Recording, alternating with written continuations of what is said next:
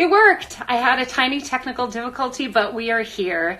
Hi, I'm Laura Haywood. This is the Broadway Shutdown Support Group, and I'm so glad you're here. Rachel Potter, Broadway's own. She was a Wednesday Addams in The Addams Family. She was in Evita on Broadway in the revival with Ricky Martin. And she did very well on the competition TV show, The X Factor. She came in third and became a household name. She's got one of the best voices I have ever heard. I recently saw her do a number with Marty Thomas at his concert at the Green Room 42. And she was scheduled to have a concert coming up of her own, but they have had to reimagine that. So Rachel and I will talk about that when she gets here. I think we may have actually gotten it this time. Praise the Lord. Yes. Oh my gosh. Oh God, sorry. Responsibility. No, I kept hitting request and it just kept saying it was denied or not sent or whatever. So. Well, I am really excited that we got it to work, and I'm really happy that everybody jumped back in that chat. Yes. We're almost up to the same number we had before, and it looks like new people are joining all the time. So, hi everybody. Man, if my ability to video chat with my friends goes down, I am really screwed because that's like the only human connection I have right now. Oh, I know. I'm locked in a house with my husband and my 3-year-old, and I'm pretty sure we're getting a divorce and giving our son up for adoption. So, wow. Wow. It's been 2 days. I'm just kidding. Can you imagine somebody pulling that clip? Yeah. Right. Yeah. I mean, as much as it's lonely to be like by myself, I also have like been reading books and cooking and not chasing a child around. So how long have you guys all been inside? We've been in for 3 to 4 days, but I told you this. I had influenza 3 weeks ago, so I'm being basically quarantined for like 2 weeks time, and then like I had a week in the wild and then back. So we're bored, but I was gonna say, does that make you used to it, and like so you can kind of handle it better, or does it make you like that much more over it? I guess slightly. But, this was sort of my behavior after I had a baby. I was very much a recluse. I stayed home all the time. I started having my groceries delivered. So I feel like I know this life, but perhaps I can speak to it as having experienced it, not because of a pandemic, but just because of like having a newborn. Yeah, my choice. Depression can sink in quickly. Yeah. So it's super important to like get some daylight and some fresh air in your life and like not just melt into a puddle on the couch and just Netflix all the time. Yeah. My husband and I have started trying to create like a schedule. We're just like preemptively creating a schedule that we're going to get up every day because my son's all schools are canceled. So he was going to like a preschool. Yeah. So we're going to like try to have a very regimented schedule where we get up, we have breakfast, we go for a walk, we like do some kind of learning activity, we have a snack, we go take a nap, so it's like there's some kind of schedule, because I think it's very easy when there's nothing going on to just get into like this sleep all day, like insomnia land. And yeah, I'm definitely doing that. I mean, I feel like kids keep you on a schedule because they have to eat and sleep and like go to the bathroom. You need to know when those are all happening. I fell into the binge TV watching for the first couple days in a major way. Today, I managed to not turn the TV on until about 4 o'clock, and so I felt healthy. And now I'm here with you. So, I think that you're right. It is really easy to consider this like the longest weekend of all time. Right. And you know what? I don't think anybody should judge themselves for doing that. We did that too. And, that's just going to be what we do for like these days off that we're having. But then we're going to settle into like, oh, this is what life is like right now for a while. And we have to do things that are like going to be good for our mental health and for our physical health and finding some, for you and I just joined back with Mark Fisher to do to do, workouts together. And that's our beautiful Broadway gym here in New York City. For those who don't know, it's like, imagine all of the fun you have in play rehearsal, and all the community that you build there. And it's that while you're lifting weights and everybody tells you what a badass you are. Right. And everybody's like wearing weird tutus and sparkly clothes. And it's sometimes you do squats better in a purple glitter tutu. I mean, you do, but that's what it takes. Do it. But I think that you and I, especially, and everybody in our Broadway community, maybe more so than just the general public, is we really thrive on interaction with each other. So I think that that's going to be hard. And I mean, even I saw because I was thinking, oh, well, maybe I should be in Nashville so I could still go like get together and write songs with people. But even that is being postponed. Even like the small group stuff, people are saying, don't do it. It's not, because you're still contributing. Some of the biggest songwriters in LA came out today with an article, and they were like, don't, like, songwriters and artists, like, just stop. You have to stop. Can you collaborate with other musicians through something like this? Yes. And that's what they said is, like, if you need to songwrite, do it over Skype. If you need to, like, be creating music, do it remotely, where you record something at your house and you send it to somebody else. And I'm doing that with a few friends from Nashville. I just worked with my friend Vince on, I sent it to you, the song that I'm getting ready to release with Marty. I am really excited about it. And you and Marty are doing a concert too, right? Yeah, we are. Because I was supposed to do a solo show at the Green Room on the 23rd. And so we obviously had to move that. But, it's not the right time. You're going to do it with Marty, though. So are you guys going to get together in the same room? So that's the plan right now. Things are changing quickly. So we're going to remain open to it. But he and I and Matt and Omar, who are all slated to be there, we've all been self-quarantining. And this will be another week from today that we'll all be self-quarantining. So my plan was to drive in my car, pick them up in Manhattan, drive them to Matt's house. We're not going to touch each other. And just try to, but I feel like we might even get like reamed out for even meeting the four of us. Well, I will say that someone yesterday, he was my guest yesterday, Javier Munoz was on, and he kept being like, we're not doctors. We are just friends talking and letting you listen in. So for everybody watching, anything that we say or that we are ourselves doing, I don't freaking know. Places we have, there's no expert advice here except maybe on like keeping your spirits up.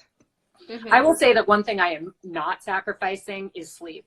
I am not setting an alarm. I am giving myself 10 hours to sleep if that's what my body needs, because if there's one thing I know about my own immune system, it's that it tends to be the weakest when I've had the least sleep. Like if I ever have to pull an all-nighter for something, I inevitably get sick.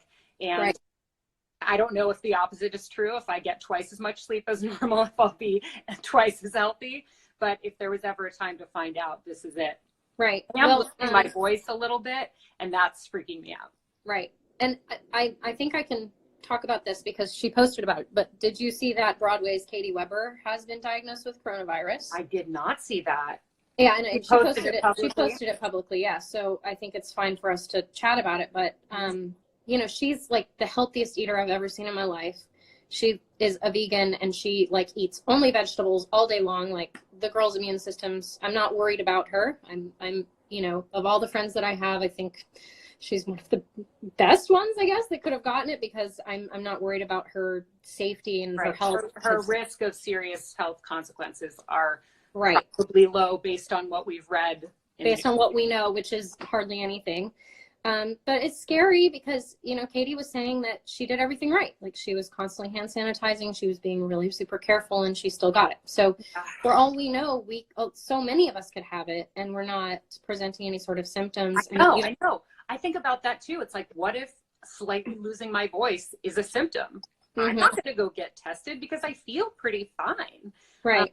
But it is a good reminder that like every time I go out, even if it's just to get, more, vegetables when I run out of fresh food, that every person I come into contact with, or every surface I come into contact with that somebody later comes into contact with. Listen, I don't think I have it, but I have heard, and like my sources are the New York Times and NPR, basically. So I trust those sources, and I am quoting them from memory, so I might be wrong, but that basically everybody's going to have it. And that's why we're all self-quarantining. It's not about keeping ourselves healthy. It's about keeping the people who are immunocompromised from getting sick, because it will really be bad for them. Right. And keeping that peak low so that we're not overwhelming the hospital systems with everybody getting it at one time. Because from what I haven't, understand from what's happening in Italy is they're having to choose who gets a ventilator. And if you're over a certain age, you don't get one. They're having to make these decisions that are like wartime decisions to save. Is anybody watching right now in Europe? I know we had a London person, and I'm seeing some flags go by. I'm embarrassed that I don't know all of the world's flags from their emojis. I'm going to say it's because they're too small on my phone and not because I'm just ignorant about the flags. But let us know where you are. Saying they're basically closing down the big ski towns completely in Colorado. Oh, that's my friend Kim. She's so lovely. We met over social media. She came to New York, and we ended up going backstage just to see Shoshana Bean at Waitress together. We've never met before. And I start thinking about lovely experiences that I've had like that and going, oh my gosh, what if I can never meet one of my Twitter friends again? What if I'm having a hard time not spiraling into what this could turn into? And I know that as a teeny tiny public-ish figure with, a couple hundred people who watch my Instagram lives, that I don't want to set the example of panicking. So I'm going to not. Right now, if I get to read books and make soup for a month, I'll be great. Yeah. And I mean, again, we're not experts. We don't know anything, but China is coming to the other side of this now. There's that video of all the doctors pulling off their masks, that Wuhan has sort of had its last diagnosed case. And I haven't seen that, but that is excellent. I think they were also testing every member of their population. Maybe if they're through it, they can send us all their tests. Yeah, right. I know. That's really the weirdest thing is you just can't get tested. So if you and I went into the doctor and said, from what I have talked, from talking to some people who have been sick and sought out the test, if you are young, if you don't have trouble breathing, if it's not super major, they're not even going to test you. So that's the kind of scary part about it, is that there might be so many more cases in the community that we don't know about, but people just aren't able to even get tested because there's a scarcity of tests, first of all, and they're only testing high risk people. So I feel like I just started smiling in the middle of this horrible thing you were talking about. I was just looking at the comments, and we have people just so excited to see you. Oh, so I just, hi Rachel, I love you very much. People, one person said, they said that they love your version of Another Suitcase in Another Hall, and asked you to sing it. I'm not going to make you do that, but I would. But somebody brought the Broadway Whiz. I don't know if you know them. They asked if I'm sad about having to cancel my green room show, and the answer is happy sad. I'm sad because I was really excited and looking forward to sharing everything that I prepared. I have a lot of new songs that I wrote and all that, but at the same time, it's not the right time. And if not everybody can be there, and people are going to be kind of living in fear, it's not the right time for it. Yeah. So I'm happy that we're going to reschedule it, because I really just want everybody sorry, I got a phone call. Everybody that can be there to be there. So, also, we have a curfew in Jersey. I don't think I told you that yet. Oh no, what's the curfew? They just imposed it today, 10 p.m. to 5 a.m. every day. Everyone has to be inside. How are they enforcing that? I mean, I guess police are going to be patrolling. I don't really know. Wow. Because Just a in the guess. I Bay have Area, no idea. where my family is, they have like 6 counties, I think, as of when I heard about it a few hours ago, were doing a shelter in place, which basically means 24-hour curfew.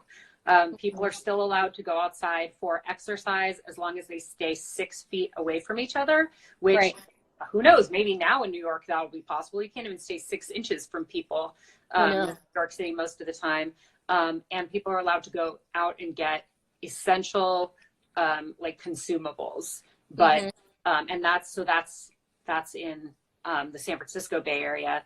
And I've heard rumors, which are, I mean, I don't want to perpetuate them, but I don't know. I don't think it's unlikely, I should say, that that's going to happen in New York City. Another comment that went by at the very beginning of the broadcast that I want to address is Rob in New Jersey said, find a way to exercise at home. And I think that's so crucial because it's so easy to just spend your time eating.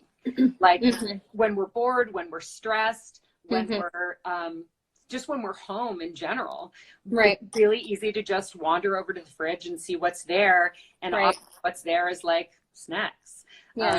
Or and I mean, I don't want to be like a doomsday-ish person, but it's, I think, kind of important for us to not eat all the food that we have like quickly. Like we need to be careful because we don't know what kind of supply stuff is going to go on. Like we saw the grocery stores in New York the past few days and it was crazy. And it seems they've just restocked, but now like everything has gotten so much more serious. It seems everyone's taking it very seriously now. So, I mean, I think we got to be careful with our food as well. Here's what I recommend. This is what I'm doing. I am arranging all of my recipes. Hi, Jelani. I'm recommending that or actually what I've decided to do for myself is to arrange all of my meal schedules based on what's going to go bad the fastest. So like I'm using the cow's milk before the almond milk, for example, because the almond milk is shelf stable.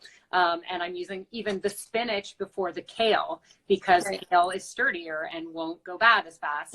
And I figure the worst thing that could happen is if I go and make the boxed macaroni and cheese because it sounds good right now and then end up with the spinach going bad before I can eat it.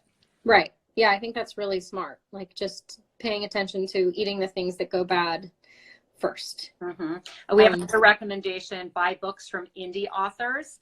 I think that's really great. Audiobooks are fantastic. I wonder what libraries are going through right now because I can only imagine what people say, like, I don't want to touch a book that anybody else has touched. Right. But I will say that the New York Public Library and just about every public library I know of, and I have friends who are library addicts all over the country, use this app called Libby, which is you can actually borrow audiobooks from the public library for free. They have limited copies, so it's not like Audible where you can just get it immediately, especially for a brand new book that's really popular. You know, the library buys 3 or 4 copies of the audiobook, and then they can, like a regular book, they can only lend each one to one person at a time. But I have found such a rich, literary life through audiobooks, none of which I've paid for. That said, I think that the advice from RJ was really good, that now is a time to pay for it so that the support goes to like the little guy for that's a diminutive, that I don't know if that's an appropriate way to say it, but like, you know, the any independent artist of any kind is going to have a tough time right now. Yes, and that's, I mean, it's, I think, going to be a desperate situation for a lot of people, and it's really scary. And I've been there. Hey, and also somebody else, Mike. Hi, Mike. You're welcome. Said I was always positive. That's not true, but I'm going to be positive on Instagram today. Someone named I Hike to Help says that her friend talks about your performance in Evita, loves it, and it's one of her top 5 Broadway performances ever seen on Broadway. Oh, thank you. Tell her I said thank you. That's my favorite song in Evita, and it was like, oh, you were so perfect in it. But here's my one. And there's my cousin Thomas. Hi, Thomas. Hi, Thomas. How's it going in Alabama? Thomas is a doctor, so tell us your feelings about coronavirus, shall you? Talk to us. Yeah, Thomas, send us some comments about what's life like as a doctor. I should get a doctor on one of these You should support groups, but I don't think they have time.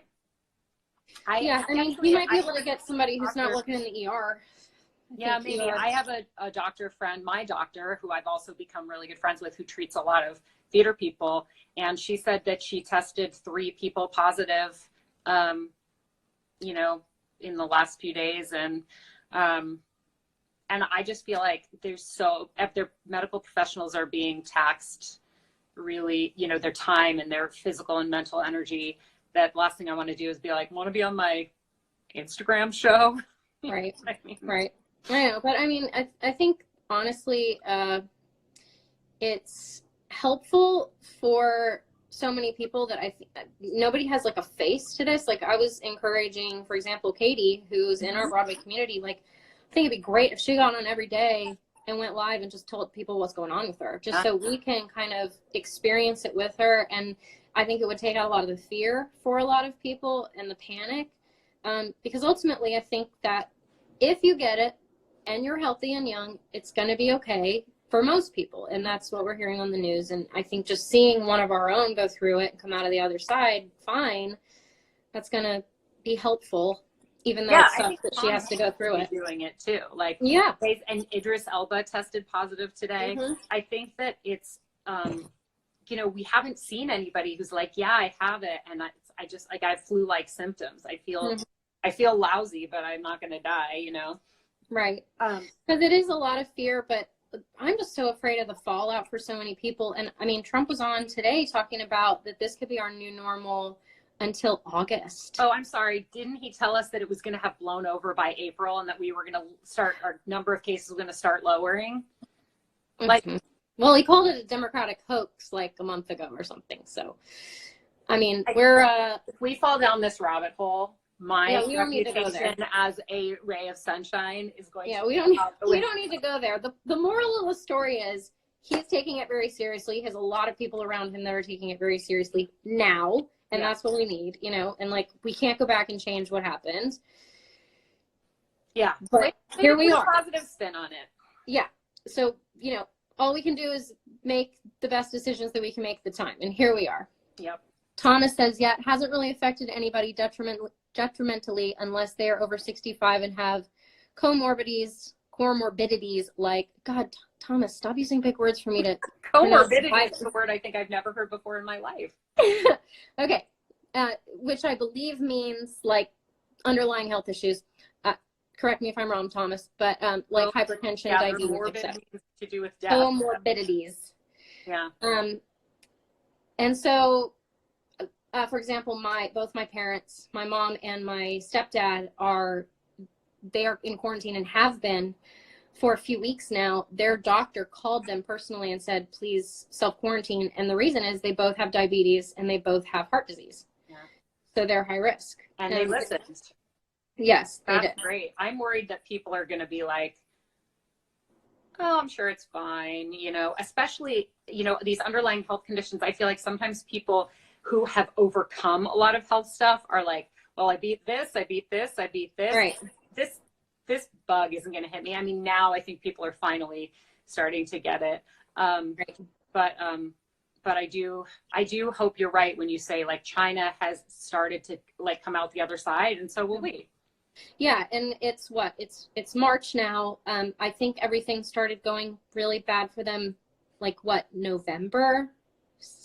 I don't really know. I don't know. But if anybody wants to comment on when this all started happening in Wuhan, please do if you know the answer. But you know, so what's that, like 5 months? The other thing that I really want to address on here is something really awful that happened to my friend Joy this morning. She's been posting about it on social media, so I know that she won't mind me sharing it.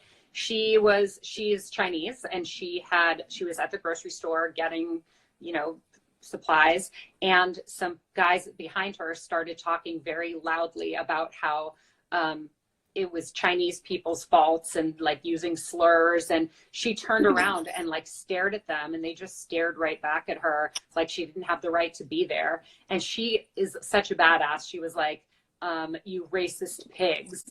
And they didn't even apologize. They just like shrugged their shoulders. I feel like people are using this as an excuse to let their hatred come out. And well, you know what? That's not new.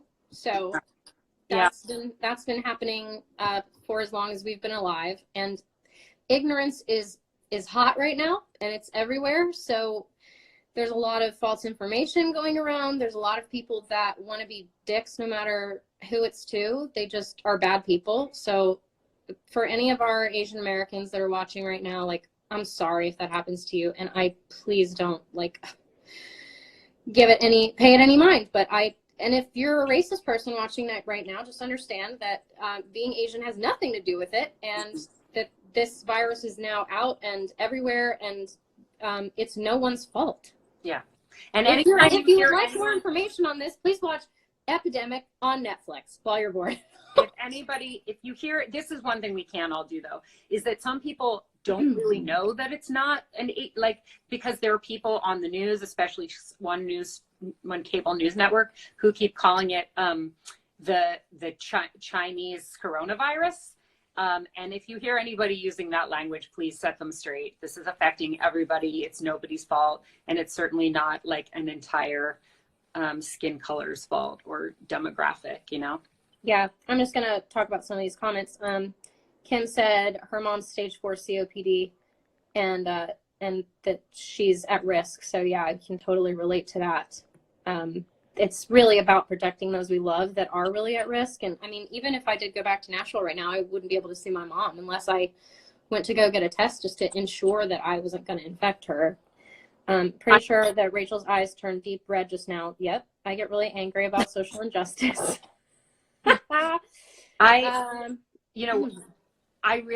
tweeted this right before we went live, actually. I really feel for people who are quarantined without their loved ones. Anybody who is traveling has to, like stay where they are. I don't know whether they have to like stay in their hotel room.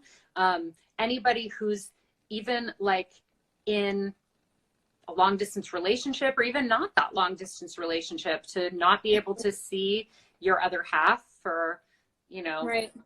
You live separately. Yeah, there's so much that there's so much that we take for granted that has just been taken away. Like the rug has been pulled out from under us for so many things that Tiff said her grandmother. Yeah, same Tiffany. Her grandmother's in a nursing home and she can't visit her. Yeah, it sucks. I mean, my grandmother is 90 and she's in relatively good health for a 90-year-old, but it's still, we can't go see our people. And Broadway said she can't go to Israel now for Passover. Wow. Yeah. Everybody is affected. Everyone's affected. Yeah. And the thing with Broadway that's crazy is that if this really does last till August, that's a lot of people out of work. So much that we, like I said, took for granted in the entertainment industry, that we could at any time just run out and go experience these artists. I, for one, hope that it creates such a wave of art and Renaissance coming back out of this that people realize how valuable we are. Yeah. I think that you're right. I think that really could happen. I think if people, like every artist I know has a couple projects that they're like, man, if only I had a month where I just didn't have to do anything except this. I think that for some people, myself included, the financial stress keeps me from, at least so far, has kept me from being able to really sink into, for me, it's writing my memoir.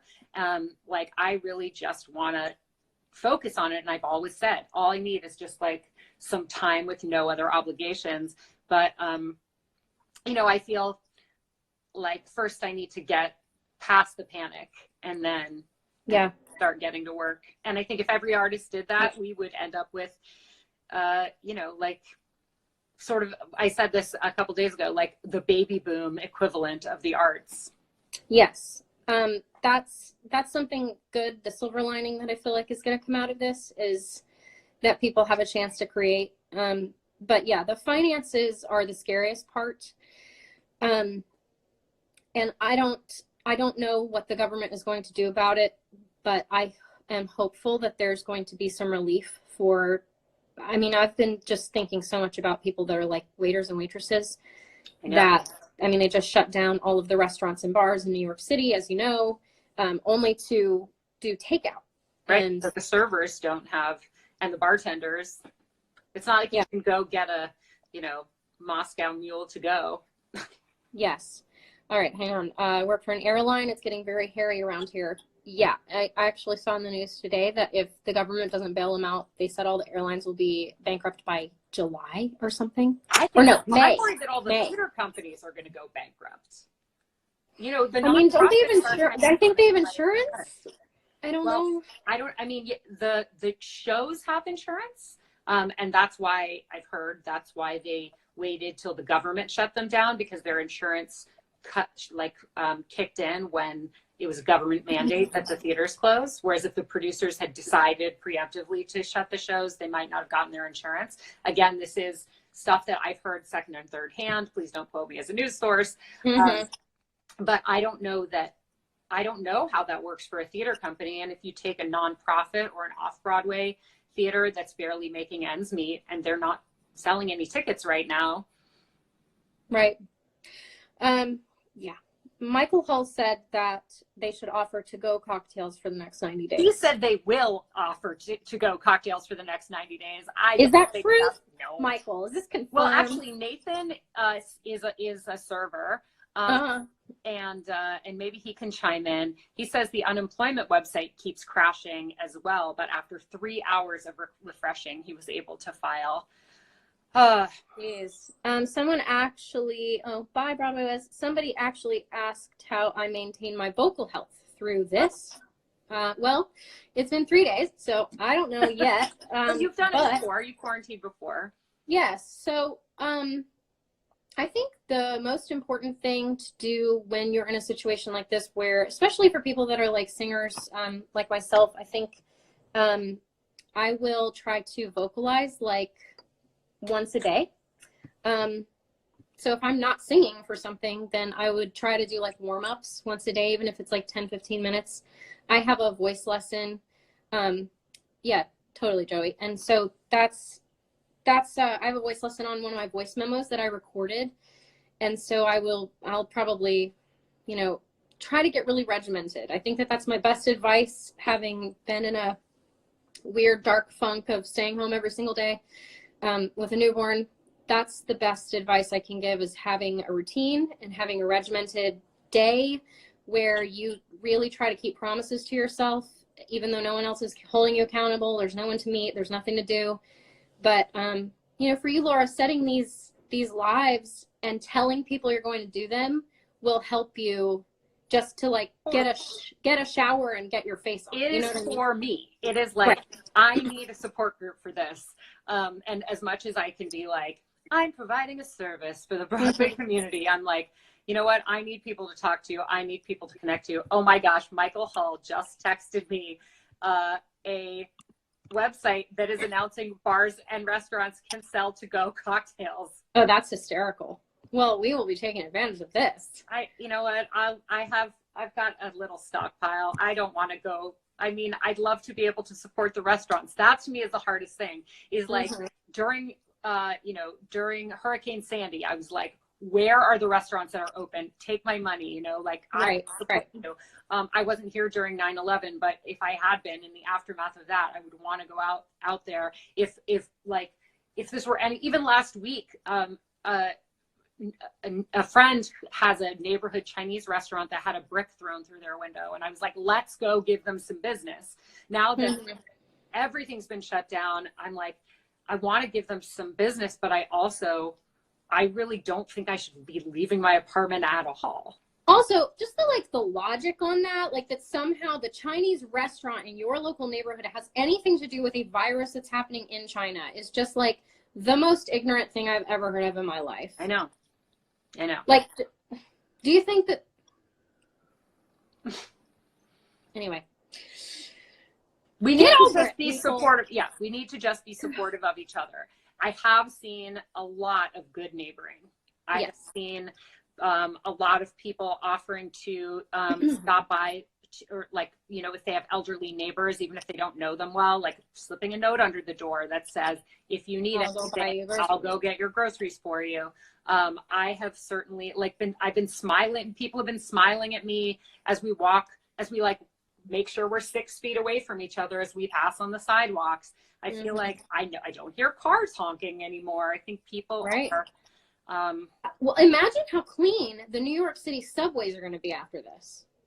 I mean, I don't know how long that will last. It won't last long, but imagine the first day back. How nice. That's what I am. Hi, Julie. Sorry. I don't know how to pronounce his last name, but I think it's Ben Rahoula. It's got a lot of vowels in it, and I've never actually heard him pronounce it. Anyway, he tweeted, imagine how like clean the belts are going to be when everybody hasn't been using their voice 8 times a week. Yes. Marshall is living for my bangs. Thank you so much. Listen, I got to tell you, mark this moment, Rachel, because Marshall Mabry IV is going to be a huge star. At 17 years old, he gave a TEDx Broadway talk on the intersection between being a Black youth and like the plays of Shakespeare. And it's one of the most brilliant things I've ever seen. He just got offered a whole bunch of scholarships to colleges for musical theater. Marshall. 8 years old and the oldest soul I know. And the fact that he loves your bangs just shows he has great taste in all things. So you might want to screen cap this so that someday you can say that Marshall. Marshall, did we meet then? Did we meet when you saw Shenandoah? That's cool. I was in Shenandoah right around this time last year at Serenbe Playhouse in Atlanta. Oh yeah, that's where he lives. Yeah. Oh, cool. And did you see the comment go by? My friends Gina and John live in Murfreesboro, and they said if your parents need anything, thank you. Thank you. That's Everyone's so nice. I know. Well, I mean, there's another silver lining is we're just seeing. I don't know the exact quote, but it's basically look for the helpers. And it's a Mr. Rogers quote. Yes. There are always helpers, and if you look to them, you can get through anything. That's not the quote either, but that's the sentiment. Yes. And I think that's, that's going to be the beautiful thing that comes out of this. I think that this country needs some unity, and perhaps this will bring us closer and the racism will not be alive and well. Because at this point, I think plenty of white people have this. So let's drop it. It's like, it's everywhere. So it's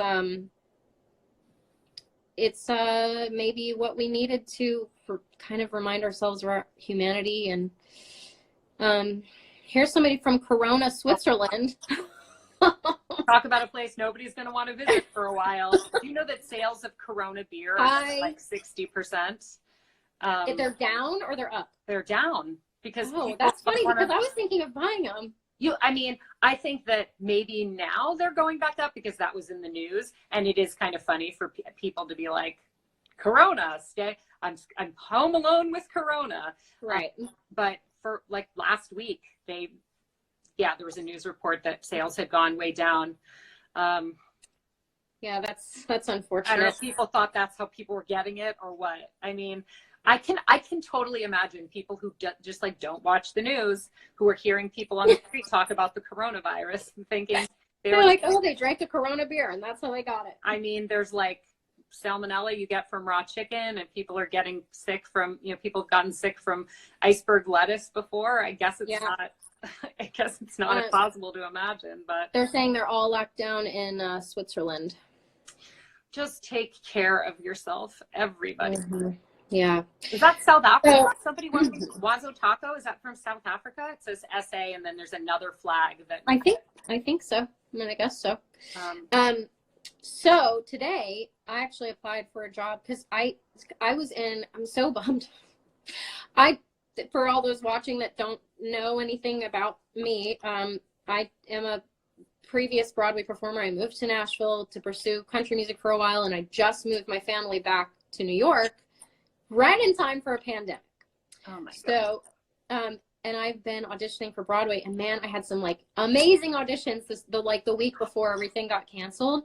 And now if we're like shut down for all this time, I mean, I don't know what to do. So actually I've been applying for jobs left and right in leasing, to like lease apartments. Oh, and like in real estate. Yeah, to work in real estate again. And I mean, I don't know if I'll go into general real estate, because I don't even know if that's a good choice right now, because who's buying a house? I don't know. Well, here's one thing I can tell you. The stock market crashed in 2009, and I bought my apartment during that crash. And I bought it for like 70% of the asking price, because it was such a buyer's market.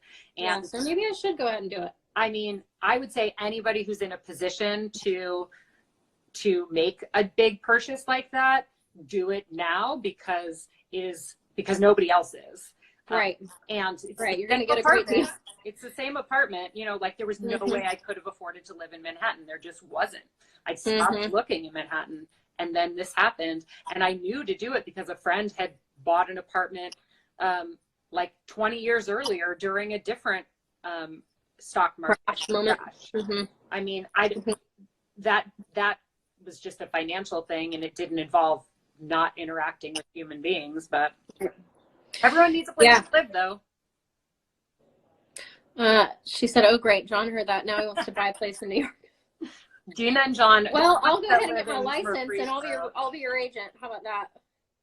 But you know, I think people are for anybody that's in the Broadway community that wants to sort of figure out some ways to make money. I wanted to share while I was on with you just some of the creative ways that I've figured out to make money over the years, being a stay-at-home mom. Oh yeah, give it to me. I need it. Yes. So with this time that people have free time, there's a site called SoundBetter, soundbetter.com, and it's how I've been able to support myself, like kind of on the side. It's a little bit of a side hustle for me. I taught myself Logic and how to do record vocals and stuff from my home. For someone like you, Laura, you could do voiceovers, and I know that there's a website. I think I'll have to shoot it to you. I think it's like voices.com, where you can sign up for a membership, and like people that are like companies that are hiring people for voiceovers or whatever, they can hire you on that site. Oh, cool. But for me, I was doing like demos. I was doing top lining for people, writing songs for people. You kind of set your own prices. And since everybody's got all this downtime, I think as artists, like it's so good for us to have skills like that, where you can produce your own vocals and you can record yourself and that kind of thing. Yeah. And also, I was thinking of starting like a quarantine series on YouTube. So if there's so if there's anybody that wants to like do some duet stuff, if you're able to record yourself at home, you can like send me your vocals, and we could even like film separately, and I can edit together a video and put it up. Oh, that well, is that you and Marty can do the first episode, because you already we've already recorded the video well before any of this happened. So but you were in the same room when you recorded the video, right? Oh yeah, because we recorded it months ago. A live version where you did it voices.com. on Thank you. Yeah. Yes, soundbetter.com and voices.com. Thank you for sharing that. Can you believe we've been doing this for almost an hour? No. Oh gosh, do we need to hop off? I mean, well, first of all, Instagram will boot us off after an hour, but also with me losing my voice a little bit, I think I need to like go on vocal rest for the rest of the night. But let's keep checking in. I'm going to try to do this support group on Instagram Live every day, indefinitely.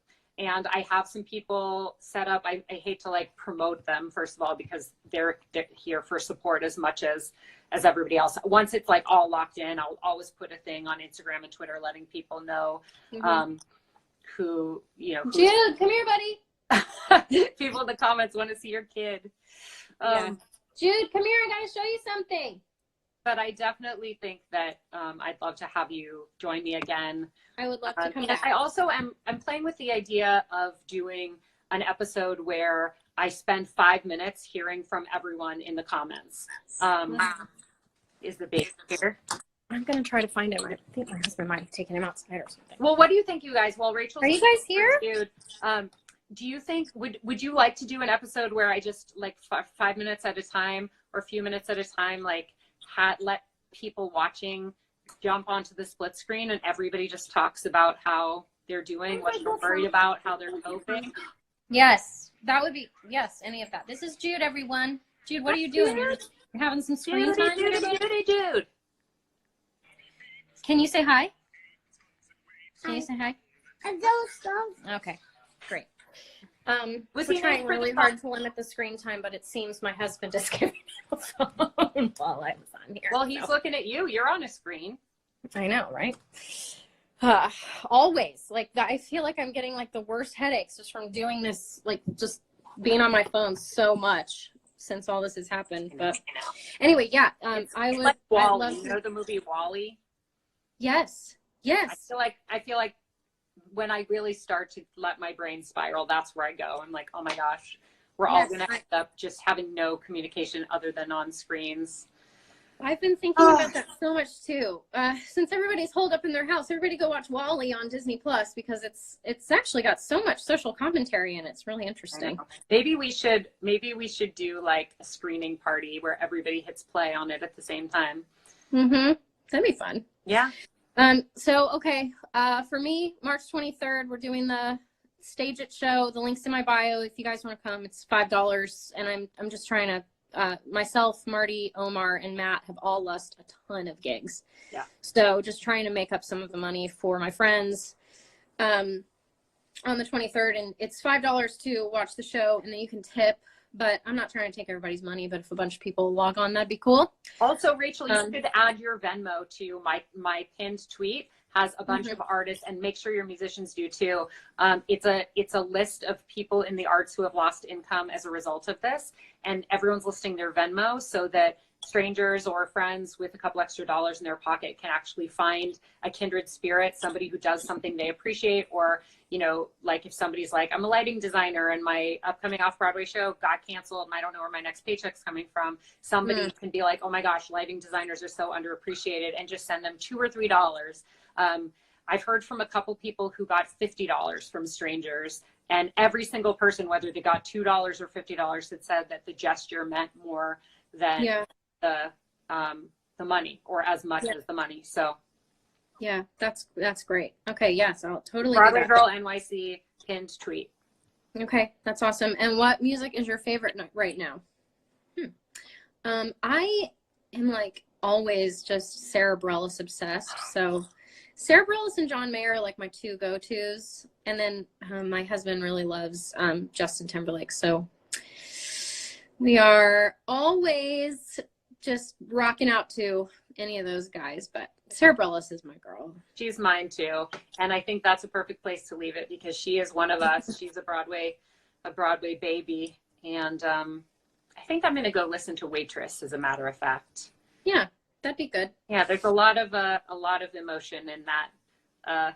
Dad saying that he wants to help. Can I help you? Yes, you can help. And Laura Lynn said, yes, I would definitely give. So if you go to Twitter, if you're on Twitter, Broadway Girl NYC is my Twitter account, and it's my pinned tweet, so it's super easy to find.